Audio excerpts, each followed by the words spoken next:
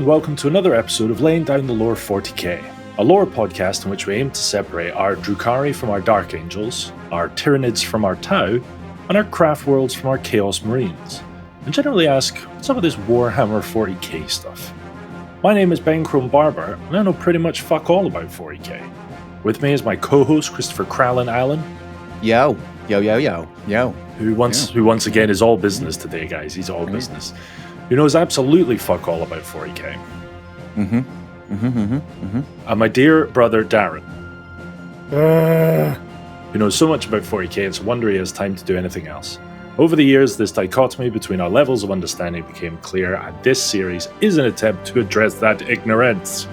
Ignorance! That was a Harmony callback for that one guy who missed Ignorance Harmony callbacks. Oh, yeah, that's right. It was a comment. It was a few episodes ago. It's fine. I've been listening for 20 years, and while I enjoy your banter, where is the Ignorance Harmony? That's our new podcast, Ignorance Harmony. Ignorance Harmony. The shittest 90s three-piece white boy band ever. But relevant. But they didn't know it. Yeah. We should announce a third podcast, which is to do with global political commentary, and it should be called Ignorance Harmony. Moving on. There would be plenty of content for that podcast, right? And the intro is just the ignorance. Right, big thanks to everyone that supports the show. You guys are tremendous. If you would like to support the show, there's a number of ways that you can do that. You can head over to Patreon, where you can sign up for our Discord for just £3 a month. Come and have a chat. Or you can pay an extra £2 and get access to our bonus show, 40KO'd. We also have merchandise and links to our affiliates if you're into the hobby. Just hit the Quartermaster link in the description. Or if you're not, buy stuff anyway. Well, yeah, exactly. And on a side note, on that point, we do now have a new design up there, our logo for 40KO'd. So, yeah, go and buy that and support the show. This episode may have some power fisting. Power boxing glove fisting. No, power fisting is our fourth podcast. Also about global politics, yeah. No, it's about the Venn diagram crossover of pornography and MMA fighting. Carry on. That well-known Venn diagram. This episode may also have some ads to help us create this content for free. So the easiest way you can support us is just by letting them play. It's really quite simple. And you can. Why'd your voice go so high up? I don't know. Support the show. You can also do that whole feed the algorithm thing. You know, that thing that's really dirty. And frankly, I'm not prepared to ask for it. So we'll just move on. Right, Crowley, you know what time it is. Crow's lobotomy in front of him or something. Citizen of the Imperium, it's time for frontal lobotomy or bottle in front of me. Hey! Why yes, are you not right. shouting with me? I feel like I'm up here all alone, dude. You are. It is true. Darren and is just like, what's he yaying about? Yeah. What is there to yay about? It's a small German girl who was ordered by her father to speak a language she doesn't speak into a recording device for three people she will never, and I can't understate this enough, hopefully never meet. Right, Kral, what did we cover last episode? Fucking Badab War, the never-ending Badab War. That is true. That is true. Which apparently to a close. It's coming to a apparently close. It's about to the never-ending war. The galactic walls are closing in on the Astral Claws, on the defiant Astral Claws. General Custer Lufgut, what's his name, Huron. Yeah, boys, right. It's the last stand. And he turns around and there's no boys, just him. Yeah, and he's just on like a single hill, just standing in like a pile of used bullet shells. Just two LMGs, two massive autocannons. Yeah. Sorry, is that a technical phrase? Use gun bullet shells. Yeah, goblets, as Kral used to call them. Used to. Used to. Right, Crow, first question. Which force occupied Angstrom? I may not be pronouncing that right. Angstrom? No, that's exactly the pronunciation. Angstrom. Administrative. Bear with me 1 second. While I Google it. Is it in the lilac Is that key area? tapping? Yes, in the lilac area, in the middle. Yeah, okay.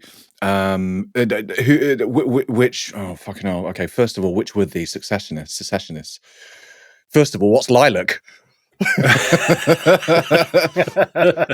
If you're looking at the map, Kral, there's a clue under the name Angstrom. Okay, cool. It says Kralin. What? Your mum? Where am I? Huh? Forge World, access restricted. The access restricted chapter. No. Is it? Are you saying the Forge World? Yeah. Who has Forge okay. Worlds? Who the Adeptus Who Mechanicus? forges? Yes. Yay! Nice. Why did I yay for that and not a delightful European child? I don't know. Yeah, you just left me up there all on my own, you son of a bitch. You're just proud of me when I join the dots, Darren. That's the. I see you as a small German child. I see you.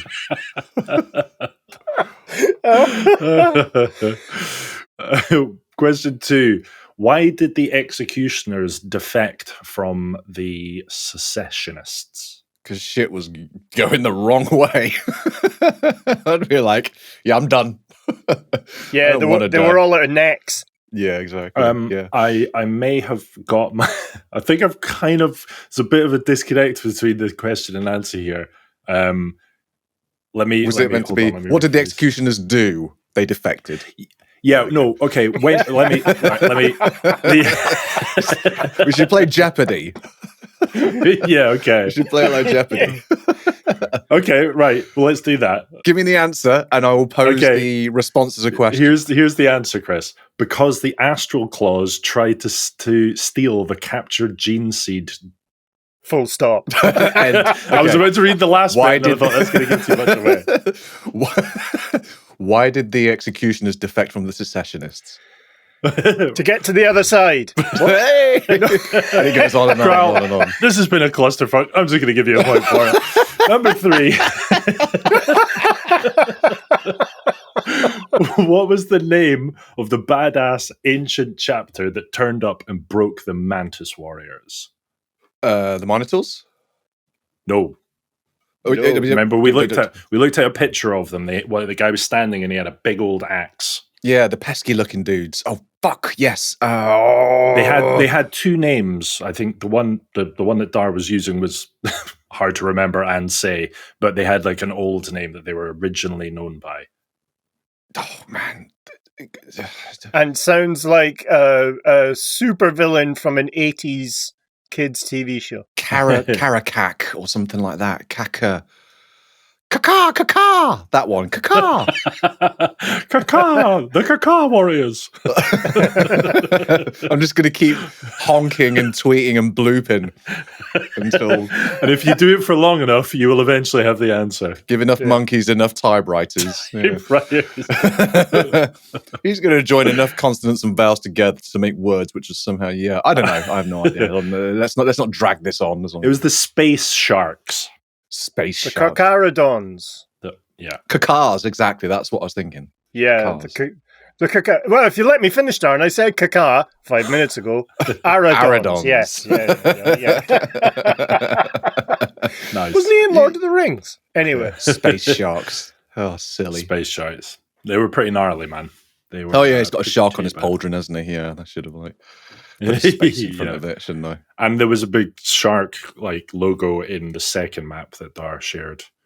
The artwork of the space sharks that you uploaded on WhatsApp, Darren. He kind of looks like a pesky little kind of adolescent space marine, and maybe it's because they've got the I'm sure there's a technical term for it, but they've got like these domes, a design on like patches, nodules, around, like their nodules. Yeah, they studs, kind of look like zits, studs. Exactly. Yeah, they kind of look like zits. Yeah. So maybe that's the thing there. It's like ribbed. for extra. Yeah. I don't know. Where are we going with this? I don't want to say it. Yeah. Podcasts are merging here. It's horrific. But there's something sort of Slaneshi about his armor. That's all I'm going to say. Yeah. Why is it only one side as well? Like, because he's got shot on the other. It's because in the image he's wearing Mark V armor, which was a stopgap created during the Horus Heresy. It's known as Heresy armor, and so the studs are actually extra bits of armor. They're the mechanism by which more armor is held on to the existing rivets. Armor. Oh wow! Yeah. Holy shit! Yeah, that's interesting. I thought it might have been like like mold. I don't know what you call them, like flashing, like mold joints. They just hadn't finished like sanding down the pauldron before they sent it out. They're like, "Fuck it, it'll do." Yeah, right. It's definitely a Friday afternoon suit of armor. Yeah. That's when it was made. Yeah. Crow, you got 65% there, pal. 50. I'm just making this up as I go along. You answered 2 out of 3 and got 65%, not 66%, which is universally recognized as 2/3. We'll be pondering over that one for years. But while we do that... Right, segue. Last episode, which we recorded ages ago, I can barely remember what we discussed, if I'm being completely honest. As Kral just demonstrated. Welcome to my world. Welcome to my world, whoever you are.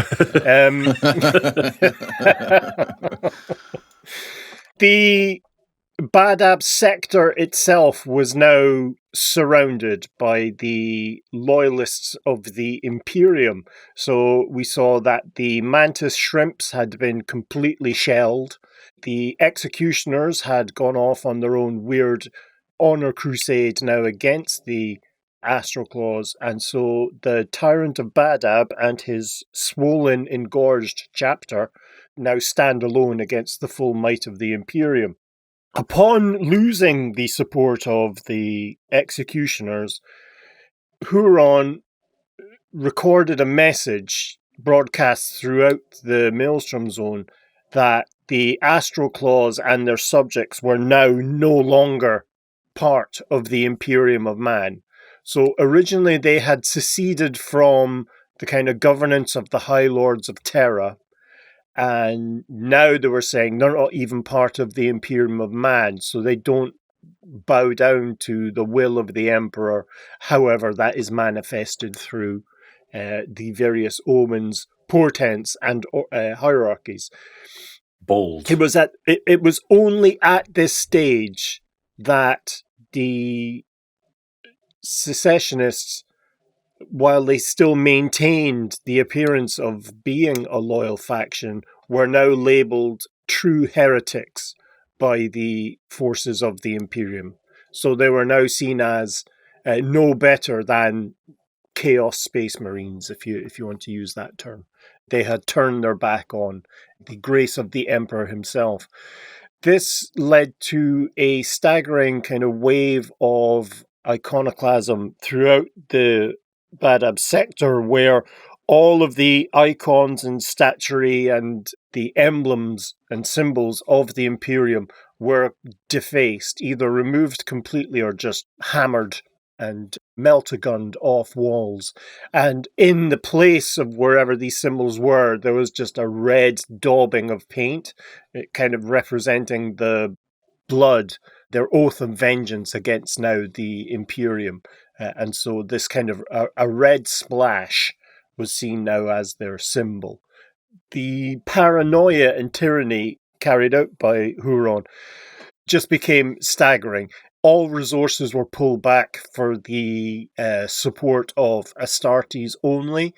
Entire settlements and cities were kind of cast into famine and despair as all of their consumables and equipment and what have you were removed by force from the populace at large.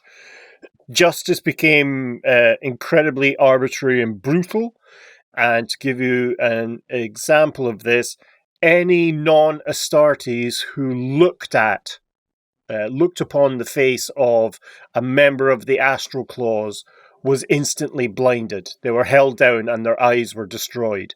for the temerity they had of looking upon their masters. Their eyes were destroyed, not just the poked out, or they were just jabbed. Destroyed. Yeah. Destroyed. They just melted on their whole head, but they claimed it was just destroying the eyes. Yeah. I imagine they were very carefully removed from the socket, but the nerve was kept intact, and then the eyeballs were forced to look at each other as they were squished. That's how I imagine it happened. They were just reinserted, but backwards. Just, look at your own brain, you son of a bitch. No. They were taken out and put in the opposite eye socket. They were taken out and then just tied very in a knot. Confusing. Yeah, very confusing. In a comedy mustache underneath their nose. Do your eyeballs hang low? Do they? Well, we'll do it. And so on. This paranoia increased tremendously when an assassin attempted to kill Huron, even though he was able to defend himself and kill the assassin. But it happened in his own command center, which meant that he was rapidly losing control of his own forces, because obviously the assassin may have been allowed in to the command center by some erstwhile loyalist imperial citizen within the planet. As a consequence, non-Space Marines were banned from entering the Palace of Thorns. If you'll recall from our earlier episodes, the Palace of Thorns is the name given to the kind of the governor's palace, the one that Huron occupies within the, what's it called? Hive Dominar on Badab Prime. And routinely, thousands of civilians were killed in reprisals for perceived slights and insults by the Astral Claws retaliator squads. Last episode we talked about them, they were the ones who were tasked with enforcing the tyrant's rule. So they were like the secret police, although, well, they would have been quite secret because you weren't allowed to look at them. So, but also, who killed you? I don't know. I can't say. But also hard to not look at the same time because they're fucking 10 foot tall.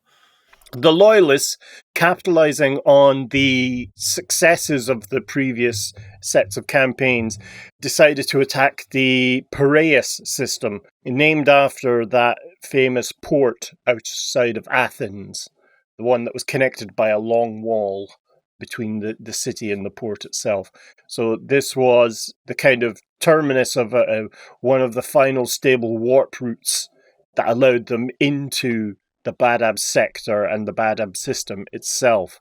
So Karab Khan, the leader, the high commander and leader of the Red Scorpions, had been planning the invasion for some time, and his primary goal was to exploit the weaknesses and launch a real kind of lightning decisive strike against Pereas, and thus seize a foothold that allowed them to, a beachhead, if you will, to further get into the Badab system kind of unopposed.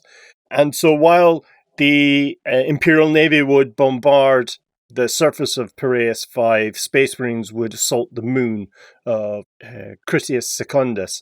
And so the attacking forces were focused around the Red Scorpions and the Exorcists chapter, which was now there en masse. But the bulk of the Exorcists were held back in reserve in case there was a counterattack or what have you, any kind of targets of opportunity. However, the operation was marred by disaster because the Geller field failure on one of the Navy cruisers, the Spear of Mendoza, sent it into the warp, and other ships sustained damage and delays due to turbulence in the warp. This is a kind of thing we're seeing a rise of within the Badab sector. You recall there were warp storms and incidents surrounding the Gift of Fire campaign where the Salamander ships were kicked out of the warp and back into real space. Ultimately, these warp storms cost them the element of surprise.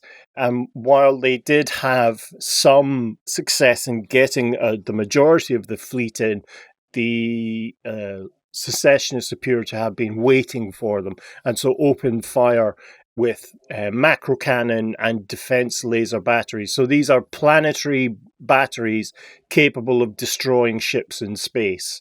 So, things that would have the barrel diameter of the Large Hadron Collider, firing shells, from hundreds the of land feet across, from land into space, and quite effortlessly would be able to destroy smaller frigates and stuff. Shit But, the bed. cruisers would take a proper bombardment. Mr. Chris. General question about space physics. When you fire anything or something with forward propulsion, does that have an opposite reaction? So if you fire a gun, does it push the gun and the person who's bearing the gun back, or indeed the cannon? Yes. If you fire a cannon, is there some inertia which pushes the cannon and the ship backwards as well? I mean, let's assume that if so, then they have the technology to kind of absorb that and mitigate that. But in general, does that happen in space? Well, that does happen in space. Of course, that's why you have thrusters it's why and rockets. yeah. That's how you get around in spacecraft. I would say that for anything that fires something that has significant mass, like cannon rounds, cannonballs, but cannon. Space cannonballs, are huge spanning balls, much like the kind of naval ships on our own seas. If you recall, like cannons are mounted on rigs that have wheels, or sat on sleds that move back and forward, and that's to compensate for exactly what you're talking about. But things like laser batteries wouldn't, because there's no real mass; it's just pure energy. Also, and the same is true-ish for plasma cannons. So there would be mechanisms for kind of free floating. Within the the manner of propulsion of the projectile also have an effect? Because if you had something, is it a rail gun that propels things magnetically? Because if you had something like that, obviously, I mean, it does it relatively quickly, but there's no explosion, which obviously is sending force in all directions. So if you had something that just propels it magnetically, there wouldn't be as much recoil. Or any at all? I'm not sure how that would work. There would still, just because of the laws of energy preservation, there would still be some, but it would be nowhere near as much as if it was a field gun. Because wasn't there? I don't know if this is a myth or not, but like they used to say that those big old galleons that would have 40 cannon bays on one side, if they were all fired at the same time, the broadside, the ship would just fucking flip. So yeah, I'd love to see that in space, just cartwheeling away from the battery from the battle. I'm actually waiting for some sort of space combat novel where it uses the 3 dimensions, where these huge long ships like an Imperial cruiser has broadside batteries on either side, and so it fires one but then slowly spins along its long axis and then fires the other, and the other one's reloading, and by the time it gets around it fires again. That'd be pretty awesome to see. Yeah, that's a great idea. I mean, everyone would be sick. especially if you're in low orbit. Anyway, back to the Astral Claws. So the Space Marines on Chrysius Secundus are encountering really stiff resistance from the Tyrant's Legion, and just the sheer numbers of these ordinary, in quotes, human troops, probably augmented by, as we discovered last episode, the mutants and savage tribes warriors from various planets around the Maelstrom zone, which prevented the Scorpions and the Exorcists from achieving their objectives quickly and seizing control of the moon and its facilities. This allowed the Astral Claws to spring a devastating counterattack. So hidden ground batteries amongst the moon's forests fired on the landing forces, destroying Thunderhawks and drop pods and landing craft. And they also unleashed all their Land Raiders and Rhino transports, bringing nearly a full chapter's worth of Astral Claws into the battle under the direct command of Huron himself. And as they launched their attack, the Imperial forces then were caught between the large kind of glob of the Tyrant's fleet versus the 1,000 battle brothers of the Astral Claws on the ground. And while the Loyalist fleet had been holding their ground against the secessionist warships, they were forced really to retreat as those secessionists, including the what's it called? The Seraph of Judgment, one of the big flagships of the Astral Claws, re-entered the system, launching a counterattack timed with Huron's counterattack. But the Loyalists were able to kind of stand their ground, and by ground I mean space. Stand your space, trooper. Just floating. Stand your space. Yeah, I am. Am I standing or am I laying? I don't know.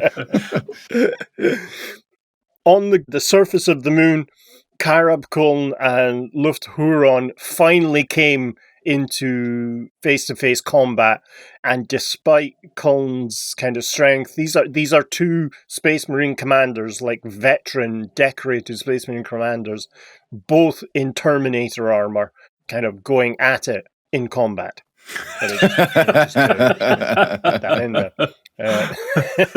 I'm so glad that you finished the rest of that description, because you started off by just saying like so and so and so and so finally came.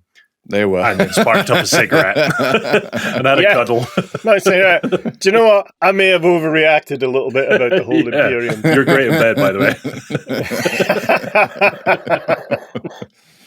I thought you'd be bigger.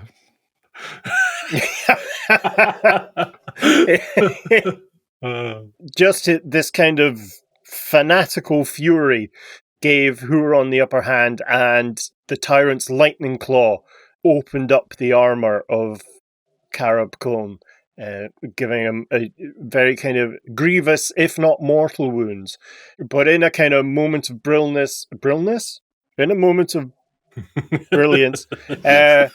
Kuln kind of faked that the wounds were more devastating than they were, and Huron came rushing forward, and at the most opportune moment, Kuln rammed his sword through the armor, through the side of Huron, who then kind of collapsed on the ground.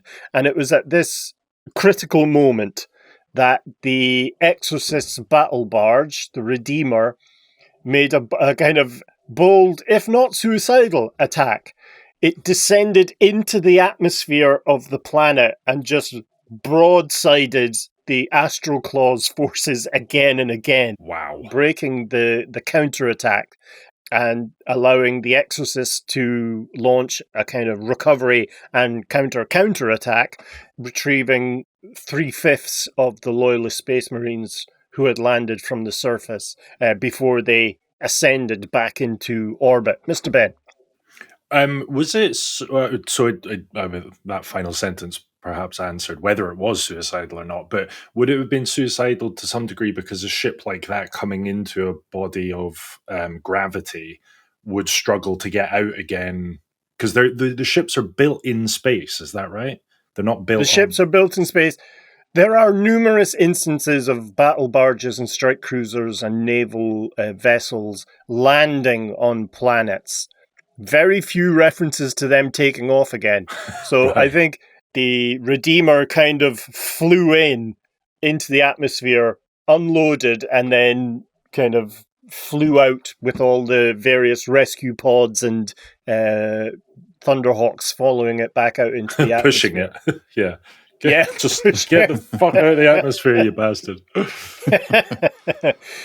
While that was happening, above the moon, the final kind of climactic move of the combat between the Loyalist and Secessionist fleets kind of occurred.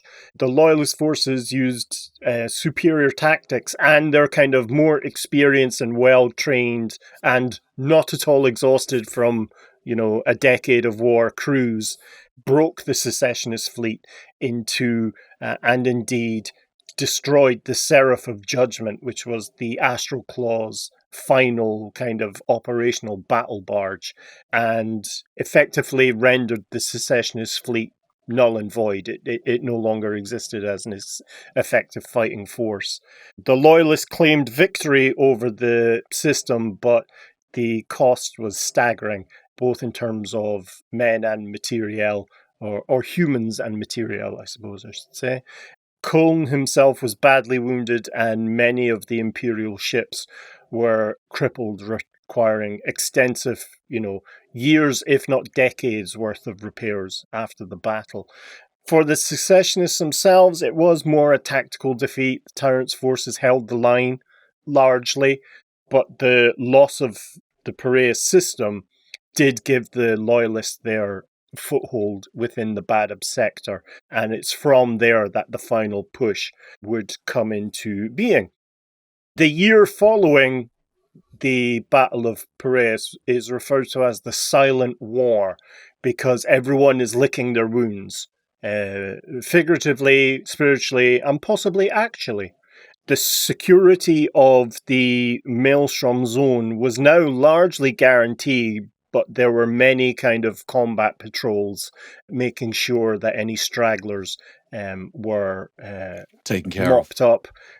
Yeah. The executioners were still on their anti-Astral Claws crusade, and no word was heard from them, or no word was heard about their base, although they would be seen every now and then, and they would try to bring them to battle, but they would disappear into the void, trying to, focus their energies on the Astral Claws rather than the Loyalists. The Tyrant's forces largely fell back to the Badab system itself, abandoning the sector as a whole, which meant that the Loyalists the foothold was almost the point at which the Badab War broke, because they were able to walk into the system largely unopposed for the remainder of the war. This was compounded by splinter groups of the Astral Claws deserting their chapter master, and They saw the writing on the wall. Yeah, and turned full renegade, turned into a renegade space marine company or war band, and so you start seeing a bleed of leadership from the Astral Claws as you quite rightly say, see the writing on the wall. Mr. Ben. Would those renegades then, would they still stick to the secession from the Imperium that was just announced kind of fully? Or They abandoned the whole thing as a bad right. job and just turned, mercenary renegade. They would be judged as being chaos traitors. There is no middle ground with the Imperium and Space Marines. You're either a loyalist chapter or you're a heretical band of ne'er-do-wells who need to be nuked from orbit, probably from the next room. Yep. I'd be in the next room, yeah. The Mantis Warriors, we had kind of mentioned that the Mantis Warriors had been destroyed as an effective fighting force. They were still a fighting force, but just a bit shit. Seeing again the writing on the wall, they submitted themselves utterly to the loyalist forces to avoid total destruction. This was of benefit to the loyalists because it meant that they could pull, the Sons of Medusa and the Kakaradons from the Endymion cluster, because it was now there were no threats as such in there, no Astartes level threats. So the loyalists began, focusing really on delaying the final siege until they could gain an overwhelming force in terms of manpower and materiel to be able to effectively destroy Huron and his forces. So how many are now in play on the loyalist side? How many are about to engage in that final assault? You're probably looking at about 4,500. Wow. Possibly 5. Made up out of like Space Marines. No, like how many chapters? How many chapters made up that 4,500? You're probably looking at 8 or 9. At this stage, I'm not entirely sure, but it'll be several companies from one, entire chapters from another. This is pre the kind of final push. The Firehawks, you recall the lovely, charming, not at all genocidal Firehawks, deployed their massive monastery fortress, the Raptorus Rex, this huge, big space station, Can't miss it. to Pereas. But yeah, it certainly wouldn't miss you, blammo. They returned to the Piraeus system to kind of mop up any stragglers, but found it completely, the defenses, the orbital defenses of the system were destroyed or salvaged to boost the defense of Badab Primaris. This ultimately led them to doing their favorite thing in the entire history of their existence, which was to orbitally bombard settlements, mostly the kind of mopping up the last of the tyrant legion, the human forces. But only on Genocide Tuesdays. Yeah. Genocide Tuesdays. You can't commit genocide unless you eat all your dinner. Oh, man. Yes. You've got to wear your Hawaiian shirt to Genocide Tuesdays. You're not genociding dressed in that. You're an Astral Claw.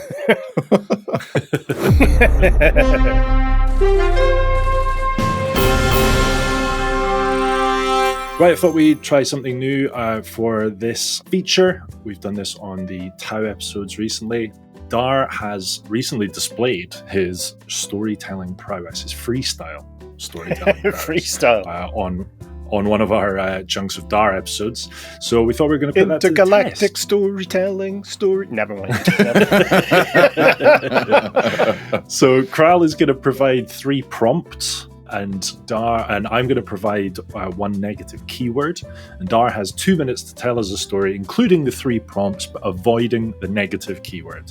If he fails, terrible things will happen. I get melted. I don't know what yet, but you get melted. Mm-hmm. Yeah, exactly. Right, you up for this, Dar? Yeah.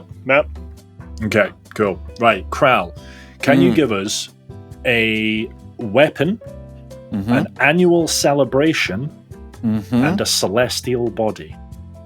Okay. A weapon. An orc manifested gauze cannon. Nice. An annual event. Yep. Hanukkah. Nice. No, I take that back. Kwanzaa. Okay. And what was the last? A celestial body. Yep. Let's go for Halley's Comet. Okay, so that's an orc manifested gauze cannon, did you say? Yeah. Which obviously only works because they say it does. The annual celebration is Kwanzaa. Celestial body is Halley's Comet. A comet from the real world that you're going to incorporate into a 40K story. Your negative keyword, Dar, was going to be gun, but it's now gauze. The other G. How are you spelling gauze? Same way that I am. Yeah, Gauss. Yes. I think that's how you spell gauze. Yeah. Here we go. 2 minutes starts now. As we've mentioned in the coverage of the Badab Wars, there's been several times where there have been orc invasions, mini-wars, if you will. And they have plagued both sides within the Badab conflict itself. One of the more unusual encounters was on the planet Kwanzaa 6, where... Sure. Where the Sons of Medusa discovered an unusual and fairly brutalistically designed weapon, which is a sort of railgun used to accelerate projectiles through the barrel. In the operation to take control of this orc cannon, the Sons of Medusa managed to capture a small asteroid from a local kind of space debris field and strapped some Thunderhawks to it, probably with bandages, and words that mean that. And 30 seconds. they accelerated the spatial body down into the orbit of Kwanzaa 6, where they had calculated the trajectory correctly, and this turned from an asteroid into a comet and it destroyed the cannon. And this event, and indeed the asteroid, was named Halley's Comet in honor of an old Terran legend. Nice. With change to spare. Love it. Fantastic. Well done, mate. Yeah, Kwanzaa 6. A very important Kwanzaa 6. A very important paradise world in the Badab sector. Yeah. Absolutely.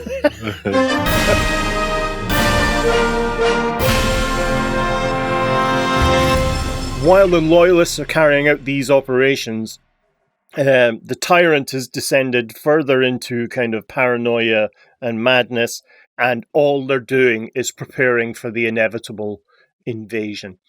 While the silent war is continuing, as I said, they're still looking for the executioners.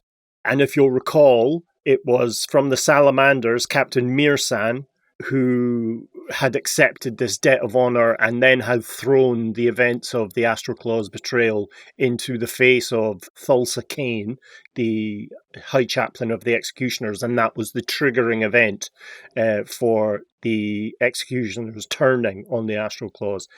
As I'd mentioned, Mirsan had served with the Executioners prior to the Badab War when he was a scout. And so he was aware of how honor-bound the chapter was. And he felt that if he was able to talk to the executioners, he could persuade them to lay down their arms. This was kind of against the general wishes of the loyalist forces, and indeed the Sons of Medusa and the Carcadons began coordinated efforts to hunt down the executioners, believing that they had found their base of kind of operation. Taking a cruiser, not by himself, there was a crew on the cruiser, obviously, that'd be weird. Mirsan set out to try and find them and negotiate a peaceful resolution to the executioners' involvement in the war. When he arrived at the kind of last known location of the fleet searching for the executioners, he intercepted a battle between Phaeton's Wrath, one of the big flagships of the executioners, and the Night Hag, which had been the first executioner's ship into the Badab War. And that was faced off against two... The Return of the Night Hag. I've told you not to call me that, Dar.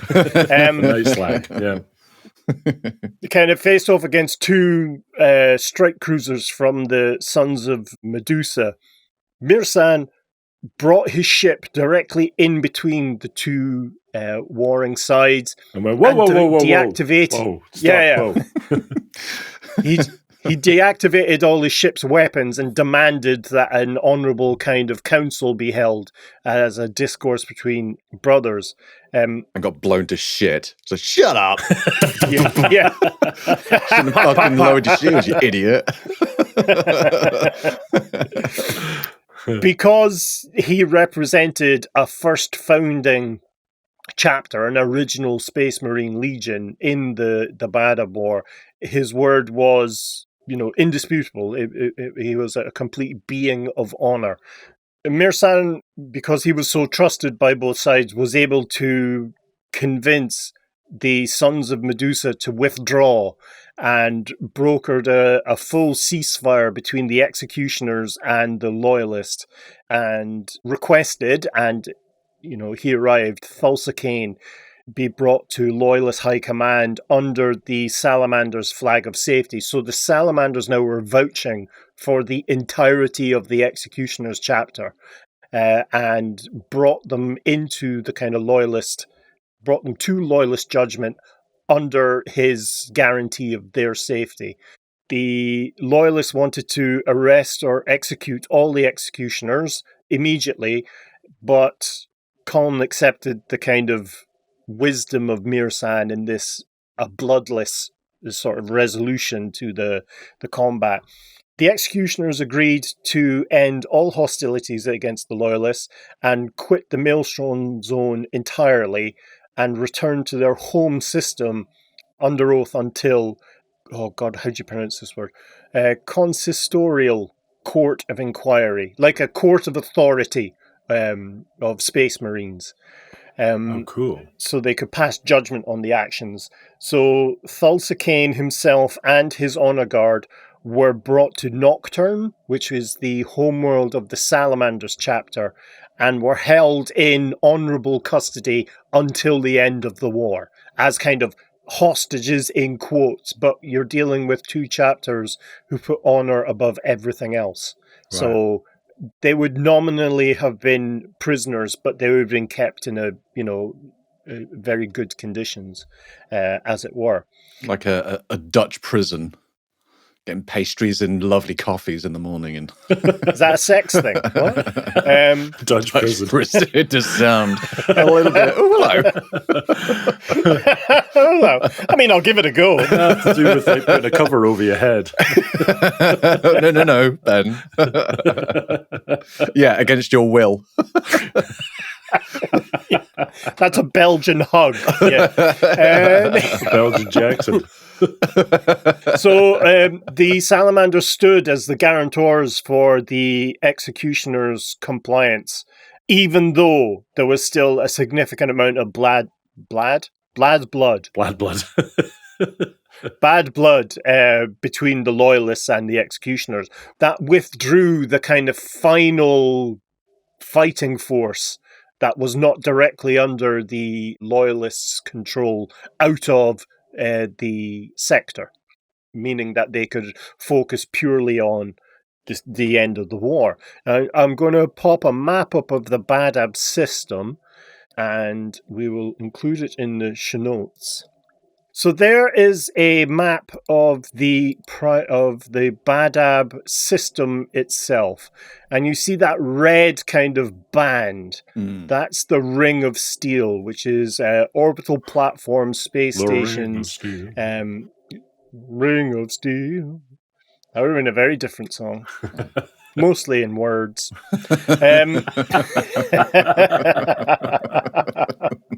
So the first real mission of the Loyalists into the invasion of the Badab system itself was destroying this Ring of Steel, and it's available in the show notes, a map of the system.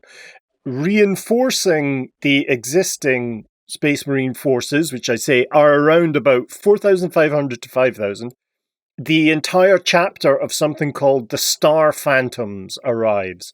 And once again, I will drop a quick in quotes image.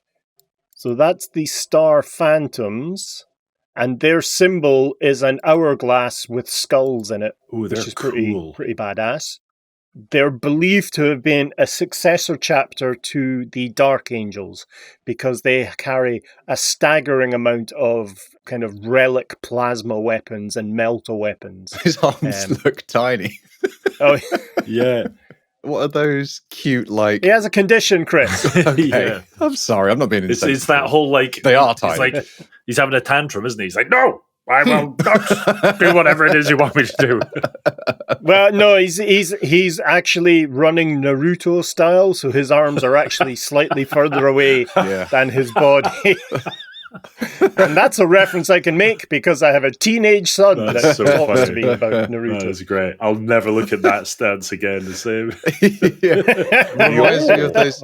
What are they, I can't remember what they're called now, but they're like little dolls of like pop culture famous things, and they got the big heads. They look Funko Pops. Funko Pops. Absolutely. Is that what they are? Yeah. Funkle Pops. Funko Pops. I've been there. Is that a sex thing? They do a great roast there. She gave me a 3/4 Funko Pop. Yeah. In addition to the Star Phantoms, 2 other forces appeared en masse. The first is the Inquisitorial Stormtroopers, So these are the SAS that are directly under the command of the Inquisition. Wow. There are regiments of these guys Dope. and girls that rock up, and they are ruthless in their actions because they are aware of the threats to humanity that exist. Hot damn. And so they're one of the few human forces actually that are sanctioned to, understand what these threats are. That gun he's holding, what is that?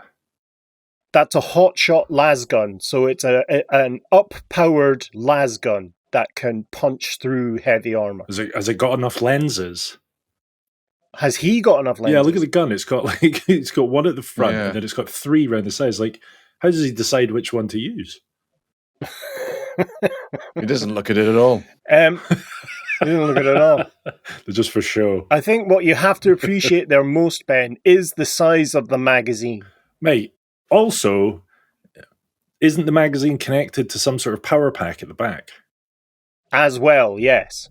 As well. Shit. Now that's what I'm talking about. And so that's why it gives it the hot shot. He can super overcharge it. So these guys then, are they, how do they sit in terms of ability compared to Imperial Guard? So if Imperial Guard are like the SAS, entire armies at kind of SAS level, are these guys above them? They all start out roughly the same, but the inquisitorial stormtroopers are exposed to like the horrors of the universe and come out the other side of it. So they quickly outstrip their standard kind of Imperial Guard stormtroopers in terms of experience.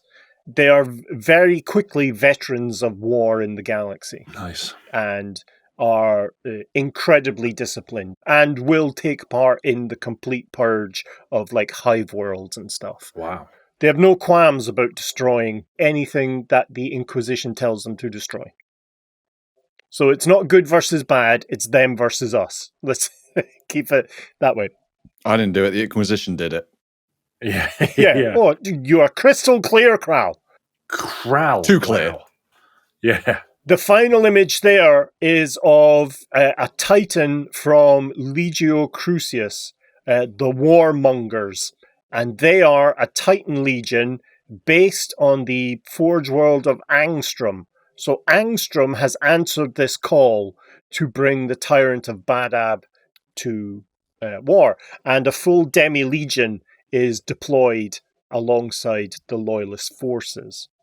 As I say, the Ring of Steel is a static network of star forts and minefields and kind of interlocking fire platforms. The Loyalist spies discover that a single space station, Sentinel Sigma, commanded by one of the Astral Claws, serves as the kind of primary control node for the defenses of the entire system. The Loyalists devise a rather unique plan to kind of disrupt the Ring of Fire. Tell me it's a big wooden horse. The Raptor is close. The Raptorus Rex, this big space station by the Firehawks, tows behind it a huge fragment from the core of a star. And it pulls it into the system, which acts as a huge quite literally blinding distraction, and allows the Loyalist Armada to get into the Badab system behind the burning fragment. I just love the idea of like, how do you attach it? Yeah, was it maybe some sort of like magnet? Just one. One small one. One small magnet. That's enough. No, what they did is they rubbed a Firehawk with polystyrene until he was fully statically charged, and then just fired him out of the just loads of balloons, like just rubbed the fuck out of him. Where the fuck do you find a part? Oh, it's just well, you're in the maelstrom zone. There'll be lots of that stuff just lying around, Yeah. But look, a fragment of a star. Let's drag that. There's no description of how. Put it in the man drawer. I'm sure we'll find use for it one day. Yeah. So there's no description of what they did to attach it. No. No. The No, okay. fragment impacts with the void shields of the Sentinel Sigma, of these controlling space station, knocking them out, allowing the Sons of Medusa and the Exorcist to board the space station and kind of take it over. While that's happening, the Minotaurs under Asterion Moloch, remember the guy with the spear and shield, Terminator armor? Oh, yeah. Who could forget? Leader of the Minotaurs. Badass. Sexy. They're carrying out quite brutal strikes against the Badabs, the two further planets in the system, Secundus and Rigel. And effectively, they're so successful so quickly that they round up the ruling elite of each planet and just kill them in front of everyone. They just, again, mirroring back to the fate of the Carthagan lords, they just kill the ruling elite of that planet, cutting the head off. Mr. Chris. Sorry, what's the name, the leader of the Minotaurs? Asterion Moloch. Astarion Moloch. He is my 40k Sigvold the Magnificent. Yeah, absolutely. Oh, do you know what? It takes a brave man to admit that kind of thing. Yeah. Yeah, No, it doesn't. Easiest decision I've ever made. And declared.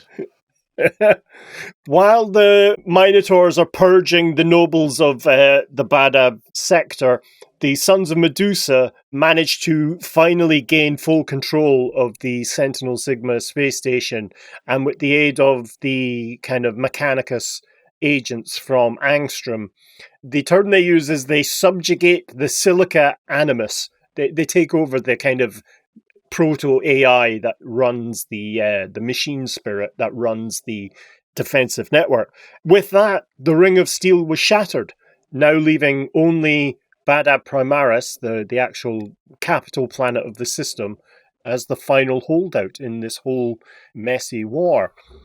Now that the Badab system is under loyalist control, the kind of entry and outer systems, the Exorcist chapter and the Imperial Navy blockade it off to prevent any kind of escape from any deserting troops from the secessionist camp. The Raptorus Rex, because it had towed the dying heart of a star, it had taken a modicum of damage. It would no longer be the kind of spear tip of the invading fleet, and that role was taken by the Star Phantom's Memento Mori battle barge.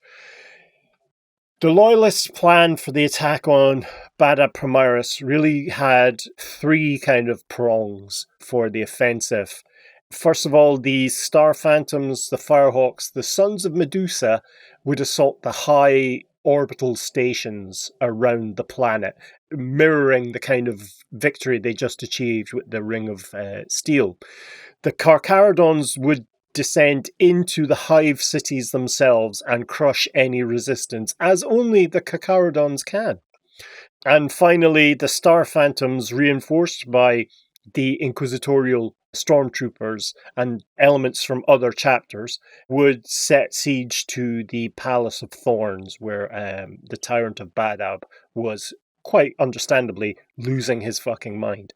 The assaults began with significant orbital bombardments led by Oral bombardment. Oral bombardment. Square bears.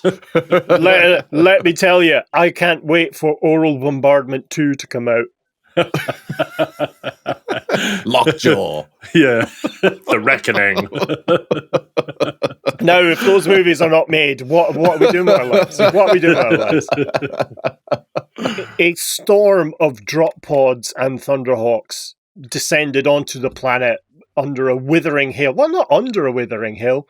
A withering hail of fire from underneath them as they jetted to the planet's surface. Yeah, you need to get that order right. The flagship of the Carcharodons, this ancient patterned cruiser called the Nicor, had a kind of secret weapon hidden away. The kind of belly of the ship opens up and an enormous kind of plasma weapon issues forth and fires a single miniature sun-sized bolt of plasma into the walls of the Hive Dominar, opening the way up for the Thunderhawks and the Caestus assault rams to get in and deploy the frenzied battle brothers of the Space Sharks, the civilian populace, and the Tyrant's Legion. The battle within the Hive Dominar itself has descended into full carnage, with the Carcharodons literally butchering everyone they find. The Tyrant's Legion Auxilia fought kind of desperately, but the command and control was rapidly collapsing, and the Vox networks and the comm systems within the Hive and within the military as a whole just begun to be filled with screams and kind of pleads for mercy. Fires began to spread throughout the Hive, and the fate of those really was sealed within as the Carcharodons left kind of death and ruin in their wake, as is their wont, because they are, after all, space sharks. Mm. So to the northwest of Hive Dominar lies the Palace of Thorns. So that's the seat of where Huron kind of controls his fast crumbling empire from. It's built into a volcanic plateau and is protected by a series of extremely powerful void shields called the Lightning Shield. The Star Phantoms begin their assault, supported by other elements of smaller chapters, by drop pod directly into the outer plazas, but they immediately face like death traps and ambushes and armoured counterattacks from the Astral Claws. The siege grinds to a bloody stalemate, with the Loyalists unable to breach the defences despite the support of the Legio Crucius Titans, the Warmongers from Angstrom, and the kind of mechanized cyborg awesomeness of the Sons of Medusa. As the kind of battle rages into its second day, its second solar day, the Carcharodons come up with a unique plan that really kind of captures their brutal essence. They go and they It's another star. It's another star. Well, it's the next best thing. They sabotage the planet's geothermal reactors, causing planet-wide tectonic upheaval, and entire hives collapse and destroyed. And in fact, it leads to the crippling of the Tyrant's kind of layered defense system, including the destruction of the Lightning Shield, which allows the Star Phantoms not only access to the Palace of Thorns, but they're able to get into the lower levels where all the secret nougat goodness is of the Astral Claws. A captain of the Star Phantoms, Rukael Androcles, leads an assault through a series of bunkers and catacombs, encountering incredibly fanatical Astral Claws defenders. And it's within the depths of the very palace that Androcles, his squad, clashes with Huron himself and his bodyguard as they're attempting to make their escape through the passageways within the kind of volcanic field.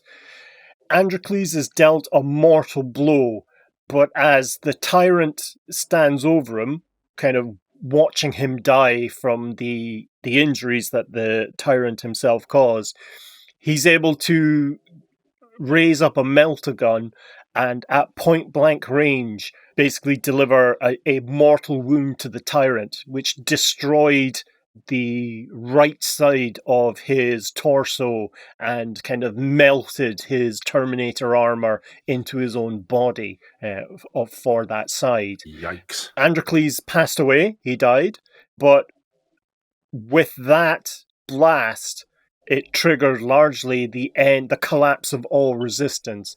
And while Huron's body was not recovered, later intelligence suggested that he was smuggled away by one of the other officers of the Astral Claws, along with about 200 battle brothers aboard a kind of merchantman frigate, a smaller warp-capable ship. So with the palace breached and the planet now tearing itself apart, the Badab War ended in the total annihilation of the population of Badab Primaris. So 5 billion people died within a matter of hours of the Carcharodons destroying the geothermal stations.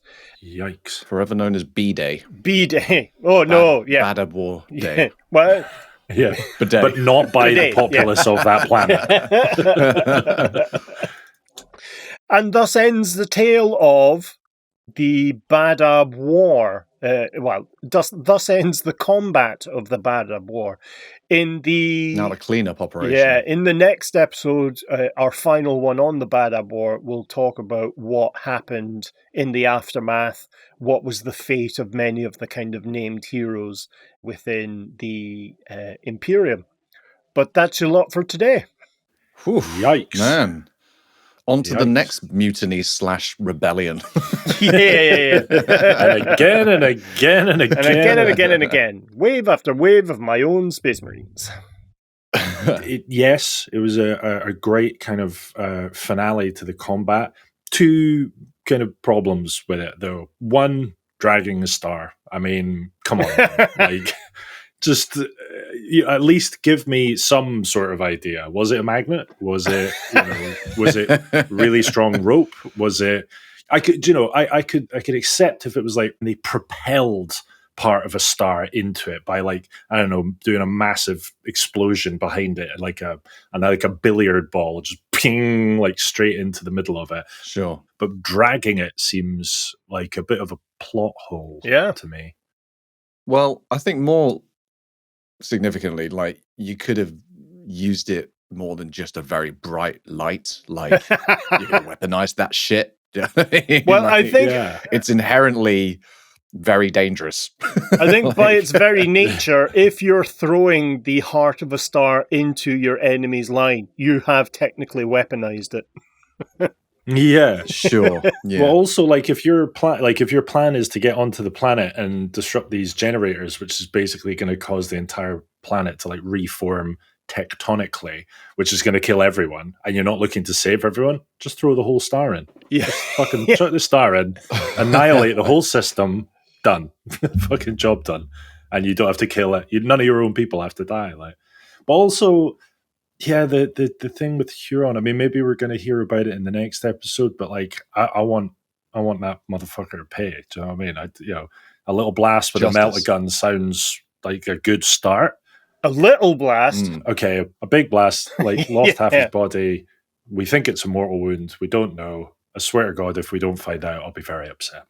That's what I'm saying. You sound like me, skeptical and bitter. Are you telling me that you don't want this guy to pay hard for his treachery, his insolence? Well, I hate the Imperium, so you don't give a fuck. Just star them all. Yeah.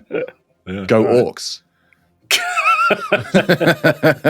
You know me, and to a lesser degree, Tau. Yeah, to a much lesser degree. Wow. Well, that was great. Yeah, Mum. Fucking wow. Yeah. Wow. All right. A lot going on. Let's call it a day for now. Yeah, man. For now. All right, that's all from us. Thank you so much for listening. Details and imagery for the topics we've discussed in this show can be found on our website at layingdoontheLore.com. We also have all our previous episodes on there, release schedules, and the aforementioned merchandise. Again, if you're keen to support the show, just click on the Support Us or Quartermaster link in the description and give us all of your bucks. We'll be back again soon displaying just how little Chris and I know, and until then, cheerio. Goodbye. Happy B-Day. Bye.